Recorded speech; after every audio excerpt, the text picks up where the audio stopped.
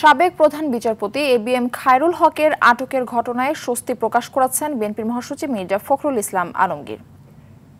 জানাতে চাই যে বাংলাদেশের একজন বড় শত্রু, যিনি বাংলাদেশের একটা বিশাল ক্ষতি করেছেন একটা বিরাট পদে থেকে, এবং সেই পদ থেকে তিনি বাংলাদেশের ভাগ্য নির্ধারণ করার একটা ব্যাপারে দায়িত্ব ছিলেন। সেখানে তুমি সেই জায়গায় প্রতারণার আশ্রয় নিয়েছেন, জনগণের সঙ্গে প্রতারণা করেছেন, রাষ্ট্রের সঙ্গে প্রতারণা করেছেন।